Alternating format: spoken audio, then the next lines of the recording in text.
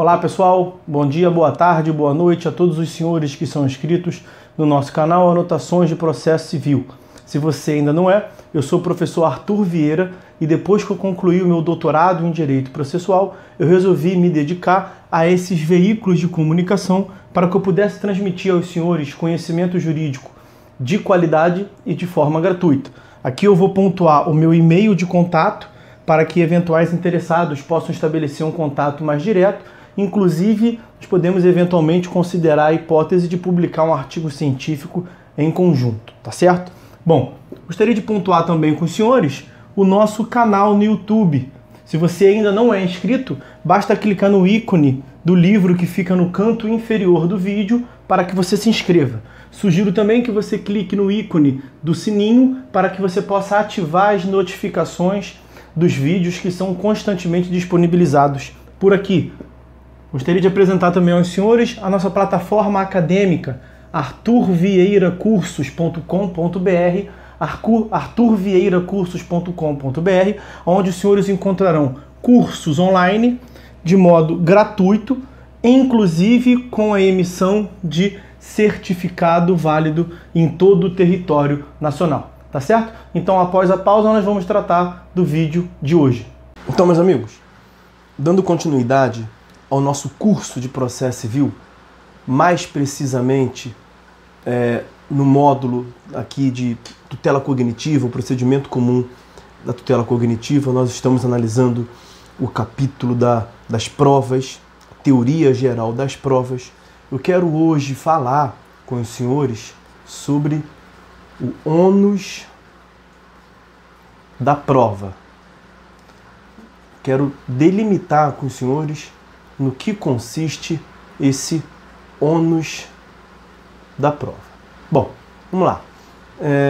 De início, quero pontuar com os senhores que, além de ser um direito da parte provar suas alegações, nós vimos que um dos fundamentos do direito à prova é lá o acesso à justiça, artigo 5º, inciso 35 da Constituição Federal. De nada adiantaria permitir que que os interessados fossem ao judiciário apresentar as alegações e formular pretensões se elas não pudessem provar, e aí, portanto, as demandas seriam insubsistentes. Então, além de ser uma decorrência do acesso à justiça, sendo, portanto, uma decorrência do acesso à justiça, deve a prova ser entendida como um direito. As partes têm um direito de produzir prova, até agora foi o que nós vimos, mas, além disso, a prova também consiste em um ônus. Então, eu quero delimitar com os senhores sobre o que consiste o ônus. Vejam, lá na teoria, na teoria geral do processo, aqui no nosso módulo de teoria geral do processo, nas evoluções, lá nas teorias que compõem a evolução histórica sobre a noção de processo, nós falamos sobre a teoria do professor Hans Goldsmith.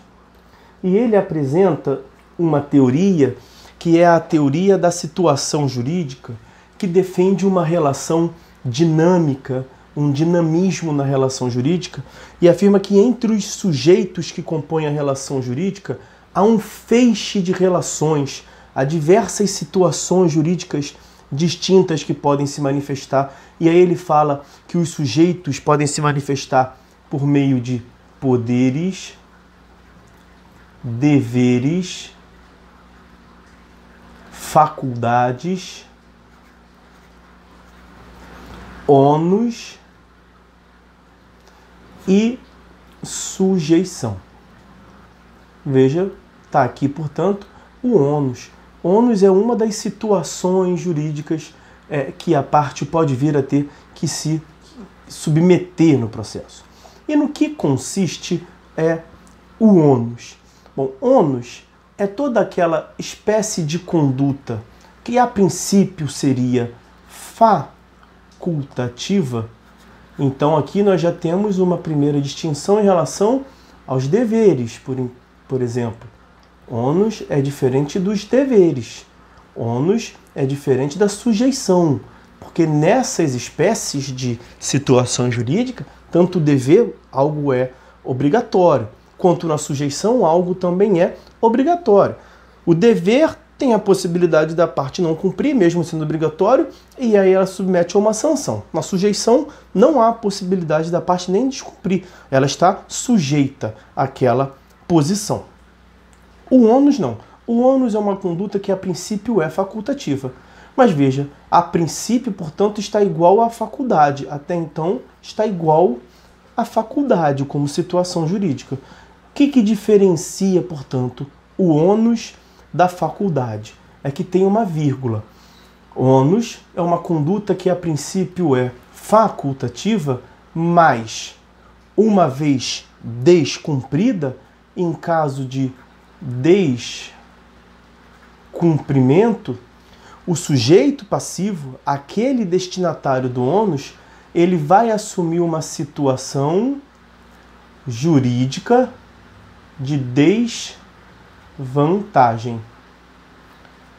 Isso aplica perfeitamente ao ônus da prova. Nós veremos adiante, próximo vídeo, provavelmente, como é que se distribui o ônus da prova. Quem é que tem que provar o quê? Mas nós já adiantamos, falamos já diversas vezes, que a cognição é formada por dois elementos. Alegações, e alegações sobre quê? Sobre fatos. E aí incide as provas. E as provas, perdoem, as provas incidem sobre as alegações. Então você deve provar aquilo que foi alegado. Por que a prova é um ônus? Porque aquele que tem que provar as alegações, se não o fizer, logo aquela alegação será presumivelmente considerada como não ocorrida, como não verdadeira. Tá certo? Bom, então, recordando, o ônus não é uma conduta impositiva, não é uma conduta obrigatória. O dever, sim. Um dever é uma conduta obrigatória. Então, produzir prova não é um dever, não é uma obrigação. O ônus, ele se estabelece também no interesse do próprio onerado, no interesse do próprio sujeito passivo. Então, quando você produz prova para se beneficiar. Ao passo que no dever, o interesse é mútuo.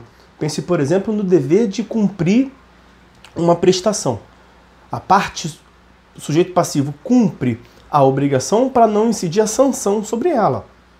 Mas o credor também tem interesse, porque a todo dever corresponde um direito.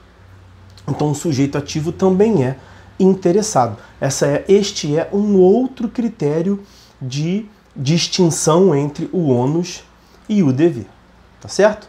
Bom, e aí, como eu adiantei para os senhores, o descumprimento de um ônus acarreta uma posição jurídica de desvantagem do sujeito no processo.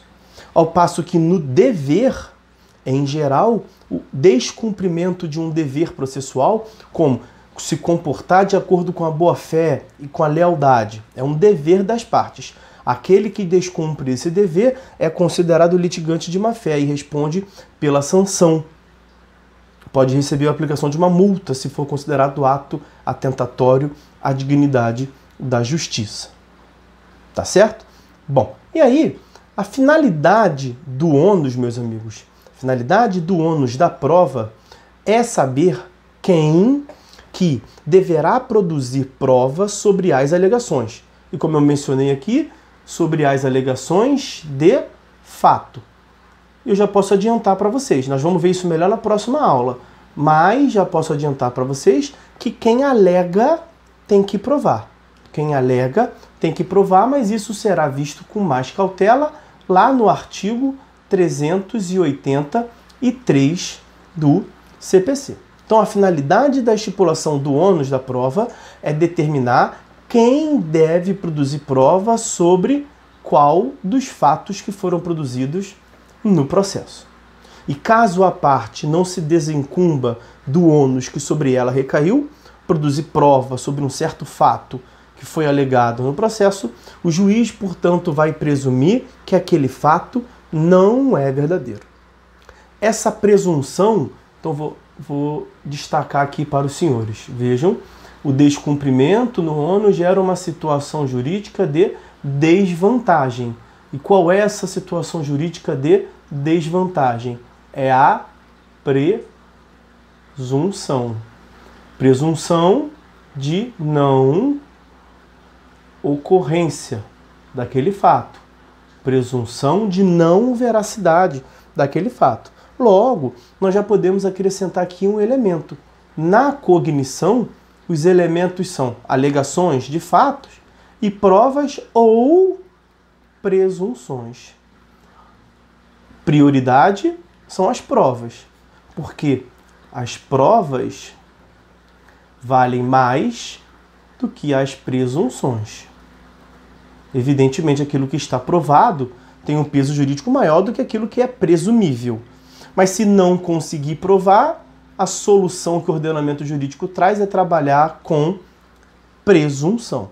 Se a parte não provou aquilo que a princípio ela alegou, a regra é essa, é porque aquilo vai ser considerado pelo juízo como presumivelmente não verdadeiro. E isto, meus amigos, isso é um critério de racionalidade, de efetividade para que os processos possam chegar ao fim, para que os processos não durem eternamente na busca da verdade dos fatos.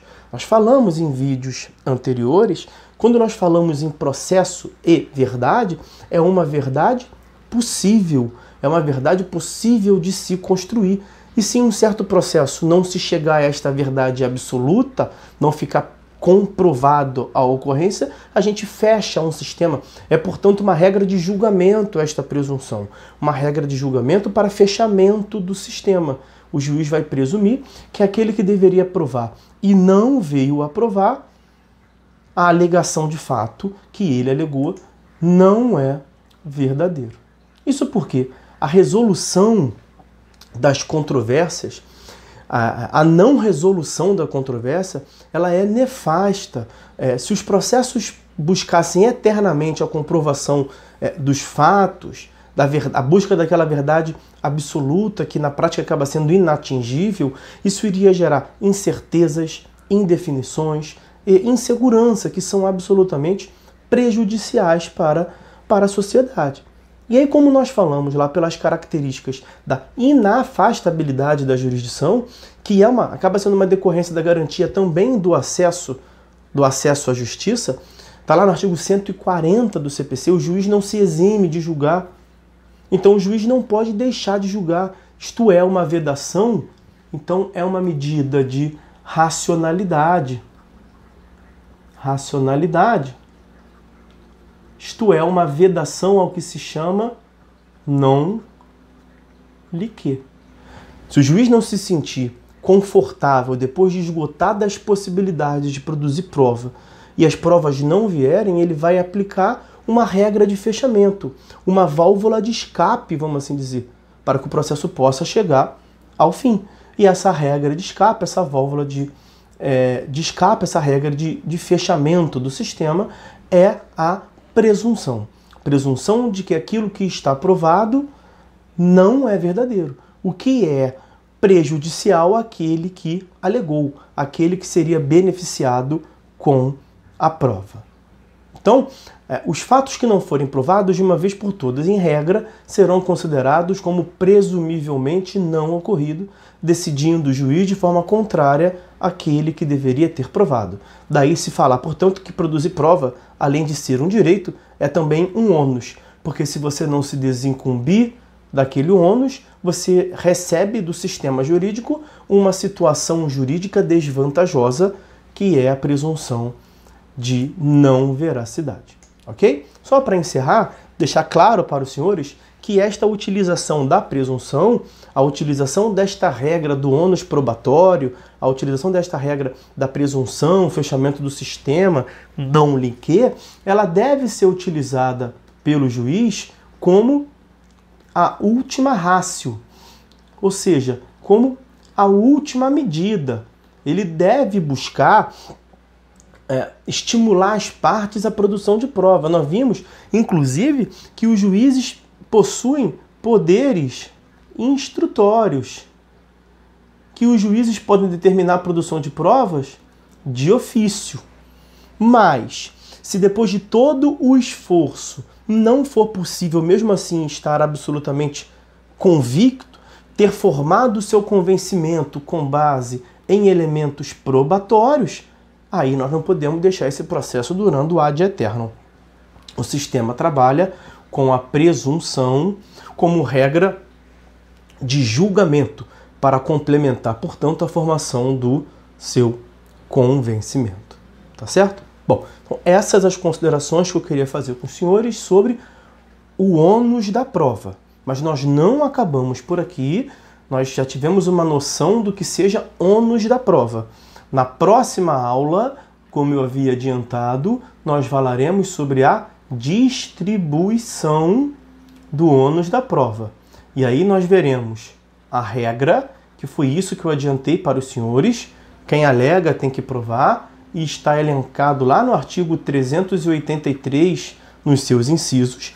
E falaremos também da exceção, que é a tão famosa inversão do ônus da prova. Mas isso fica para um momento separado, que temos bastante coisa para falar sobre isso depois, tá certo? Bom, então vamos ficando por aqui, meus amigos, por hora é só.